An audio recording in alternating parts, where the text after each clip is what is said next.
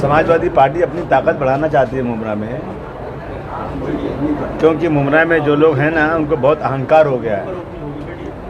और ये जो हैं इतना भ्रष्टाचार, इतनी बेईमानी, मुझे लगता है कि मुमरा का डेवलपमेंट बिल्कुल नहीं कर सकते ये लोग। जो हैं कहीं न कहीं सरकारी पैसे का मिसयूज़ हो रहा है। समाजवादी पार्टी का ये इलाका है, ये समाजवादी मानने वाले लोग हैं, तो हम कोशिश कर रहे हैं कि समाजवादी पार्टी की ताकत यहाँ बने और आने वाले दिनों में समाजवादी पार्टी के ज़्यादा से ज़्यादा नगर को चुन कर आए। सर, एक महिला के ऊपर केस बना दिया है टोरंटो वाले ने, और जो है कल जान देने जा रही थी, उसने स्टेटमेंट भी दिया है और जो है उसके ऊपर जो है केस बना दिया उसके लड़के पे, और पुलिस परेशान कर रही है और भागी हुई। सर, इसके बारे में क्या बोलेंगे? नहीं, मुझे केस किसी ने बताया नहीं, लेकिन मैं ज़रूर उसको मदद करूंगा। और मैं सर नहीं, देखिए ऐसा है ना कि सरकारों की जिम्मेदारी बिजनेस करना नहीं है, सरकारों की जिम्मेदारी जनता की तकलीफ़ों को दूर करना। अगर सरकारें ला करके ऐसे लोगों को प्राइवेटाइजेशन करेंगी कंपनीज़ का और देंगे ऐसे लोगों को वसूलने के लिए, मैं समझता हूँ कि ये बहुत बड़ी नाइंसाफ़ी है। उसके खिलाफ़ लोगों को जमा होना चाहिए। और टोरेंट जो है ज़बरदस्त पैसे वसूल रहा है और सरकार को भी पैसे अच्छी मिल रही है, तो सरकार बात सुनने को तैयार नहीं। अभी तो भिवंडी को गया, मुमरा गया, अब ये महाराष्ट्र के और जगहों पर, और यही नहीं देश के और जगहों पर टोरेंट को भेजना चाहते हैं लोग। टोरेंट खूब मनमानी कर रहा है, लेकिन हम असेंबली से लेके हम लोग सड़क तक एक बार नहीं 50 बार इसके खिलाफ एजिटेशन कर चुके हैं। लेकिन टोरेंट जो है ना, टोरेंट से सारे जितने बड़े पॉलिटिकल लोग हैं, इन सब के जो हैं उनके रिश्ते हैं। और अगर आप देखेंगे उनके बैलेंस शीट में तो बड़ी बड़ी पार्टियों को लाखों और करोड़ों का चंदा है। तो ये लोग जो है टोरेंट को आगे बढ़ाते जा रहे हैं, लेकिन जनता को इसके खिलाफ ज़बरदस्त तरीके से खड़े होना चाहिए। जो ये महिला वाला मामला मुझे बताया जाए, मैं भी इसमें कोशिश करूँगा कि उसको मदद की जाए।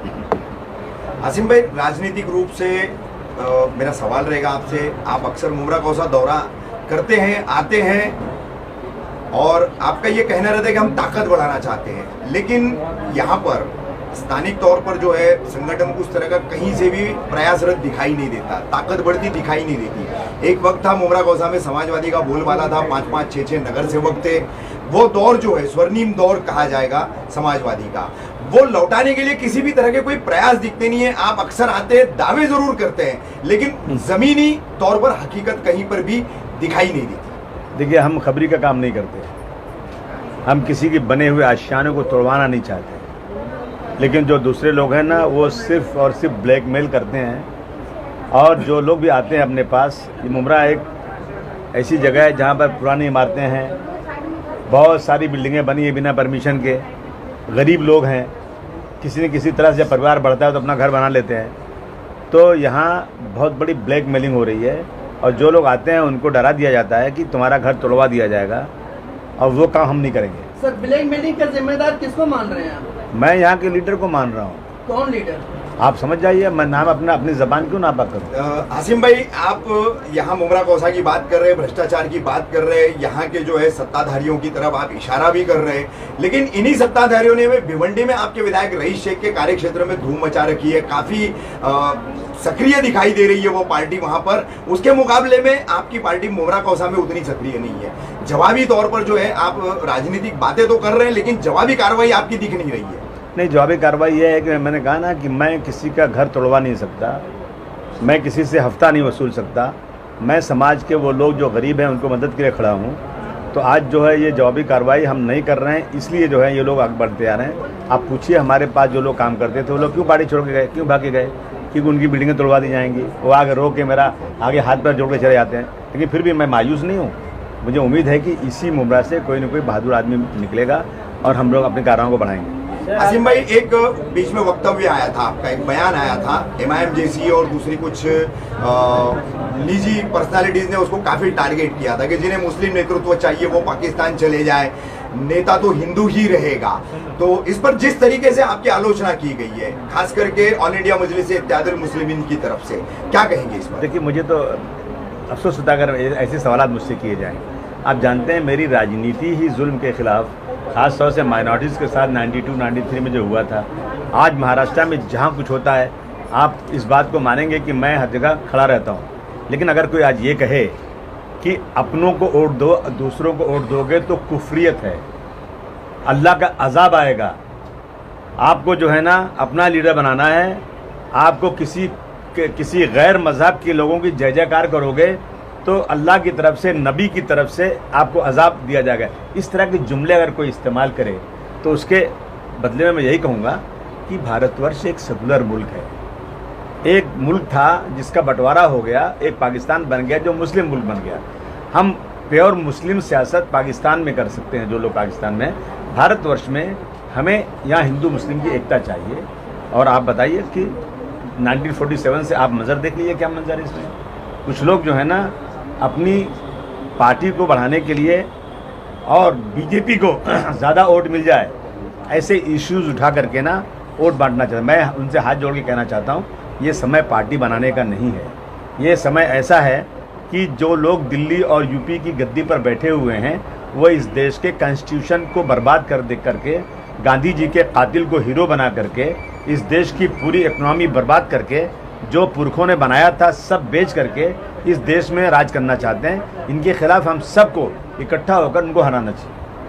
सर, आपके बयान पे ये आरोप लग रहा है कि जिस तरह से भाजपा आरएसएस इस तरह से बात करती है, जिस तरह से आपने कही है, तो फिर क्या कहेंगे? नहीं, मैंने जवाब तो दे दिया आपको ना, कितना जवाब दूं मैं? नहीं सर, साझा लीडरशिप फिर भी रहती है क्या? मुस्लिम समाज को साझा लीडरशिप का अपना हक कायम नहीं रखना चाहिए? मैं नहीं लीडर हूँ क्या? मैं पार्लियामेंट में कानून बनाता था और उसके बाद मैं असेंबली में तीसरे टर्म में हूँ। आजम खान साहब लीडर नहीं है क्या? लीडर है ना, बहुत सारे हैं। पोलराइजेशन की राजनीति के दौर के बाद से मुस्लिम नेतृत्व का परसेंटेज कम होता जा रहा है और उस पर पूरी कौम में, पूरे समाज में कहीं पर भी फिक्र नहीं है। अग्रेसिव राजनीति किसी पार्टी के द्वारा की जा रही है, ये बात ठीक है, लेकिन मुस्लिम समाज को एका करके उसके नेतृत्व का परसेंटेज बढ़ाना, हर फील्ड में उसका परसेंटेज बढ़ाना, इस पर कोई भी पार्टी जो है मुस्लिम समाज के लिए पूरी तरह से काम करती नजर नहीं आ रही है। समाजवादी पार्टी कहती है जिसने ताकत उतनी उसकी हिस्सेदारी। जी, आप आइए यूपी में देखिए, समाजवादी पार्टी यूपी में मजबूत है। वहाँ पर कितने एमएलए चुन के पूरे देश में सबसे ज़्यादा एमएलए समाजवादी पार्टी के यूपी में चुन के आते थे। मिनिस्टर, कैबिनेट मिनिस्टर बनाए जाते हैं। और आज आप देख लीजिए, अगर आप कहेंगे कि हिस्सेदारी, तो मुलायम सिंह यादव और अखिलेश यादव के बाद जिसका नंबर आता है वो मुसलमान है, जिसका नाम आजम खान है। कहीं भी आप सुन देख लीजिए, तो हिस्सेदारी है ना, दिया जा रहा है। और जितना काम इन लोगों ने किया है, और आपसे मैं डिबेट करके तय हूँ कि जितना काम यूपी में अखिलेश यादव जी ने किया है, सबके लिए क्या है, उसके साथ साथ मुसलमानों के लिए भी किया है। तो अगर आज वहाँ पर ये बात की जाए कि समाजवादी पार्टी हिस्सेदारी नहीं दे रही है, तो बिल्कुल गलत इल्ज़ाम होगा ये आप समझिए। पूरा मुस्लिम बहुल इलाका है, यहाँ पे एमएलए चुनाव के समय ऐसा कहा जाता है कि यहाँ पे एमएलए मुस्लिम होना चाहिए, तो सर उनके लिए क्या कहेंगे आप? देखिए, ऐसा है ना कि मैं समझता हूँ हिंदू मुस्लिम कोई बात नहीं है। हमारा तो हमेशा ये कहना रहा है कि इस देश में सेकुलरिज्म उस वक्त होगा जबकि जहाँ 100% हिंदू हो वहाँ एक अच्छा मुसलमान चुन के आ जाए, और जहाँ 100% मुसलमान हो अच्छा हिंदू चुन के आ जाए, तो मैं समझूंगा सेकुलरिज्म है।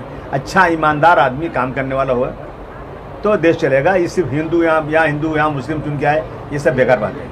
आसिम भाई, लास्ट टाइम आप आए थे तो आपने कहा था कि उर्दू को फ़रोग देना चाहिए, लेकिन आप मुमरा कौसर में जितने भी बैनर लगे, इसमें कोई भी एक भी बैनर उर्दू का नहीं। आपके ही सरकार के सैकड़ों बैनर लगे हैं, मगर उर्दू का कुछ भी नहीं। हाँ, उर्दू को लगना चाहिए।